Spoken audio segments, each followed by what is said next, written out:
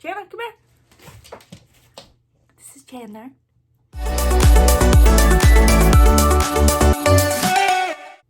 Hello, and welcome to Cottage Meeple, where we bring you to the cottage every week to talk about our favorite board games. A, I have a microphone, so hopefully audio is a little bit better. B, I'm sitting in front of my Christmas tree because to me it is the Christmas season. But I wanted to talk to you guys today about our top plays of October and the plays I myself did in the month of October. So in October, I played 32 plays, and that is 25 games. 4 of those games were new to me, and 12 of those games were on BGA. And I played 15 out of the 31 days in October. So we're going to go through the games that I did play. I can tell you where those were played. And then at the end, I'm going to do my top 3 plays. So I played Can't Stop 3 times. Can't Stop is wonderful. That is a BGA game. I play Can't Stop probably the most on BGA. Well, only on BGA. I don't own it. But that's probably my most played game on BGA because it's so easy, it's so quick, it's so fun. I don't have to keep strategy in my head for long asymmetric games.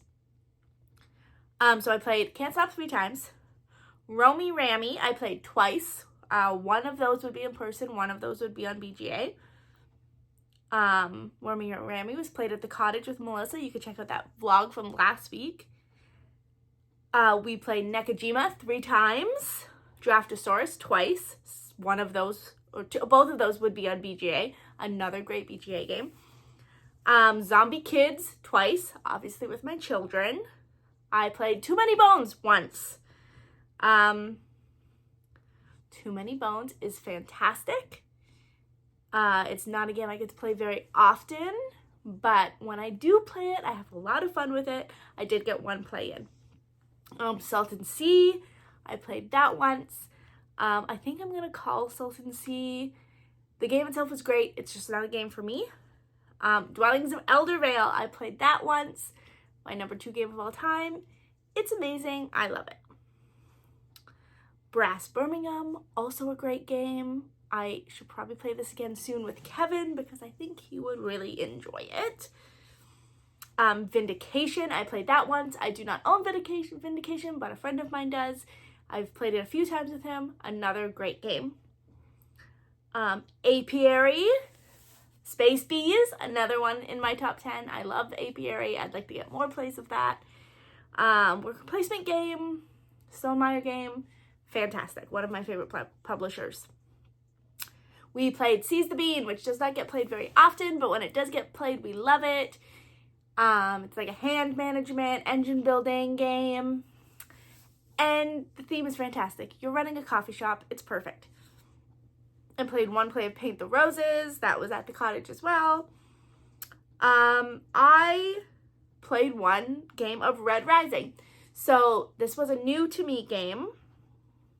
And that is because I have read the Red Rising books. The first trilogy I've read. And I love Red Rising. And I found the game on sale somewhere for $9. So I had to buy it. And my husband, Kevin, and I played. It was great. We loved it. Would suggest. I played 1 game of Thunder Road Vendetta, which I have talked about before on the channel. I think Thunder Road Vendetta is just plain fun. That is my opinion of that game, and I think it's perfect. It's a great game if you don't want a ton of strategy, a ton of thinking. Creature Comforts, that is a new to me game. It's been on the shelf of shame for a very long time, and it was fine. The theme was very fall, which is what I wanted for October. It was fine. It's going to stay on the shelf. I think I can introduce it to my son, and it was good. We played 1 game of Santa's Workshop, which was fantabulous. That is fantabulous. That is what I said. And it was great. I played it with Melissa, who is another Christmas-loving girly. We love Christmas around here. And it was perfect. Sea Salt and Paper, I played that on BGA, which is another great BGA game. I love Sea Salt and Paper. I do have it physically. Kevin doesn't like it, so I don't play it as much physically as I'd like to. I played Boop at the cottage with Melissa. It was great. I finally introduced it to her. I thought she would like it. She did. She beat me. what else is new? So, and then I played Boop. That one would have been on BGA because I don't own Boop. I only own Boop. I played Point Salad on BGA. I do own Point Cities. I like both. I think there's a place in your collection for both. And I think they're both great to have. They're great little filler games. On BGA, I also played Go Nuts for Donuts, which is another great game. I own it, but this play was on BGA, and it's fun. Mountain Goats I also played, which was on BGA. Also fun, kind of similar to Can't Stop. Really enjoyed that one. And last two games are with my kids. One is Taco Cat Goat Cheese Pizza, which I love. I do not think that it is just a kid's game. I think any adult, as long as you're fun, can enjoy Taco Cat Goat Cheese Pizza. I guess if you didn't like it, I'm not suggesting you aren't fun, but I don't know, maybe someone's suggesting it because it's so good. And then we played a game called This Game is Bonkers, which is a Hasbro game that my son has, and it's fine. It's fine. It's a kid's game, and my son wanted to play it, so I played it, and I record all my games. So, let's get into our top 3 plays of October 2024. So, number 3 is Zombie Kids. Zombie Kids, I would suggest to any family with like 5 to 10-year-olds. It's fantastic.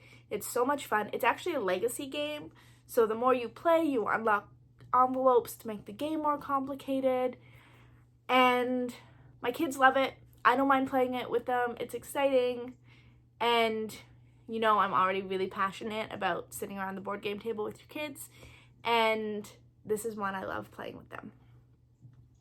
My number 2 play of October is Dwellings of Eldervale, and that is because it is one of my favorite games. I got to introduce it to Melissa, who is my best friend, one of my biggest board game partners in crime, and I loved introducing a game and seeing her love it too. That's always really exciting. And yeah, I would suggest Dwellings to anyone. It looks really intimidating. It's this massive, huge box, but it's really not that complicated. It's so much fun. I've heard Andromeda's Edge is kind of like a 2.0 version of the game, and I'm excited to possibly buy it at PAX this year. I am going to PAX. Me and Kevin are going to PAX. We'll probably do a little vlog. I'm really excited about that. But yeah, Dwellings of Eldervale, fantastic game. And my top play was actually at the very beginning of the month. We did a play of Too Many Bones. I think Too Many Bones is a fantastic game. It's hard to get into. It's not super easy to table, but this play was just so good. It was 3 of us. It was not a learning game for any of us, so we were able to just sit and play, and that was really exciting. It was exciting to just be able to sit down and play Too Many Bones. I was Gilly, and all my animals got eaten, but that happens, you know. But it was great. It was nice to sit down and not have a learning game. I have a lot of new games, so a lot of games are learning games for someone. But this was just fun to sit it was with my husband and my friend Jeff, and we just sat and got defeated by the big baddie, because that's what happens in Too Many Bones. You lose a lot more than you win, but it was fun. So those are my plays of October, my top games of October. Comment below your top play of October. That would be a lot of fun to hear about. And thank you guys for watching. Thank you for those who have subscribed.